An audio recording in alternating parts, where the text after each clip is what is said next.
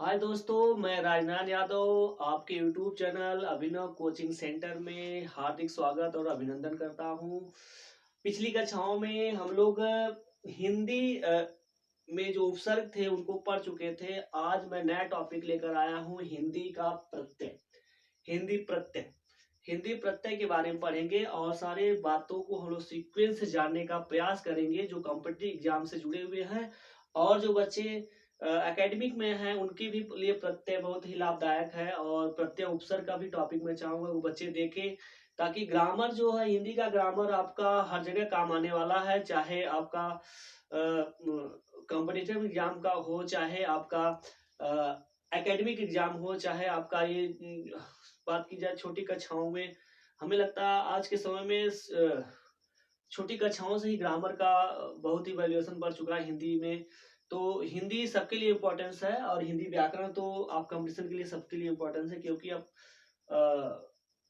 व्याकरण ऐसा सब्जेक्ट है हिंदी का कि जो आपके लगभग हर सब परीक्षाओं में पूछा जाता है यहाँ से।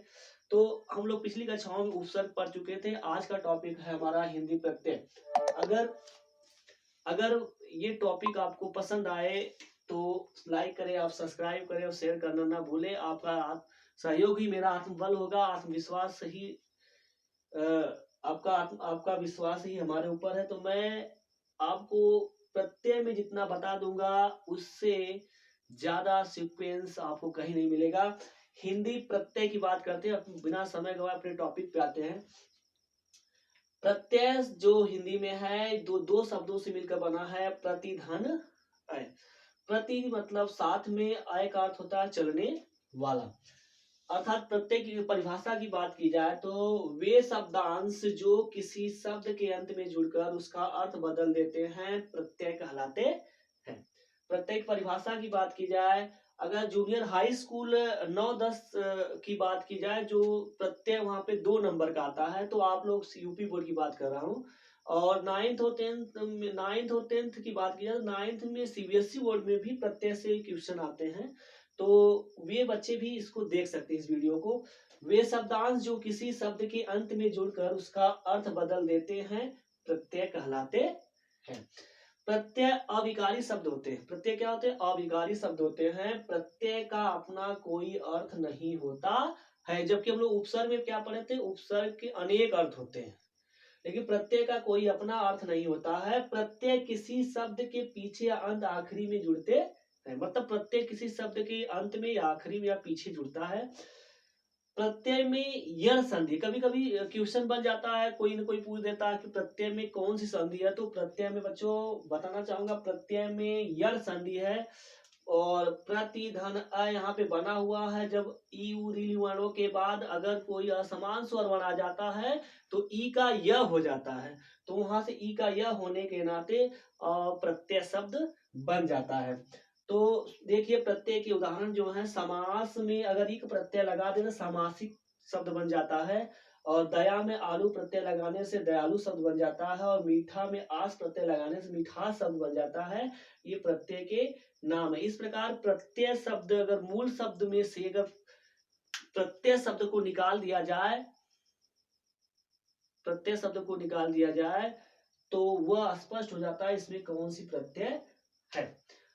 अब प्रत्यय दो प्रकार की होती है हिंदी में। हिंदी में प्रत्यय दो प्रकार की होती है। प्रत्यय के दो भेद होते हैं हिंदी में, कृत प्रत्यय और तद्धित प्रत्यय। इस कृत प्रत्यय को कृदंत प्रत्यय कहा जाता है और तद्धित प्रत्यय को तद्धितांत प्रत्यय भी कहा जाता है। तो आपने देखा कि हिंदी में अगर क्वेश्चन किया जाए कि हिंदी में कुल कितनी प्रत्यय होते हैं, तो हिंदी में कुल 2 प्रत्यय होती हैं। एक कृत प्रत्यय, कृत प्रत्यय को कृदांत प्रत्यय कहा जाता है। एक होता है तद्धित प्रत्यय, तद्धित प्रत्यय को तद्धितांत प्रत्यय भी कहा जाता है। अरे, एक कविता है हमको याद आ गई कि प्रत्यय की परिभाषा से संबंधित है कि शब्दों के अंत में जुड़कर अर्थ बदल देता हूँ।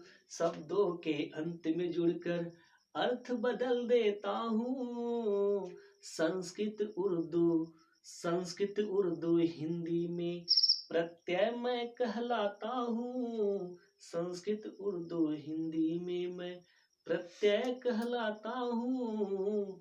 आइए देखिए, आज का टॉपिक जो हम लोग था यहाँ तक, प्रत्यय के भेद तक। अगला टॉपिक हम लोग नेक्स्ट दिन पढ़ेंगे। और मुझे उम्मीद है कि आपको वीडियो पसंद आई होगी और सारी चीजें यहाँ से जो फैक्ट में दिया हूँ वो आपके बोर्ड पेपर्स हो चाहे कंपटीशन एग्जाम हो, सब में काम आने वाला है। अगर वीडियो पसंद आया तो लाइक करें, सब्सक्राइब करें और शेयर करना ना भूलें। आपका सहारा ही, आपका सहयोग ही मेरा आत्मबल है, आत्मविश्वास है। और मैं चाहूंगा कि आने वाले टाइम में, अगले टाइम में आपको इससे अच्छा बेस्ट परफॉर्मेंस दूं। लेकिन आपका सहयोग इतना है कि आप लाइक करें, सब्सक्राइब शेयर करें ज्यादा से ज्यादा और इस वीडियो को लोगों तक पहुंचाएं ताकि इस पढ़ाई फैक्ट्स को सब लोग उपयोग कर सके। आपका बहुत बहुत धन्यवाद।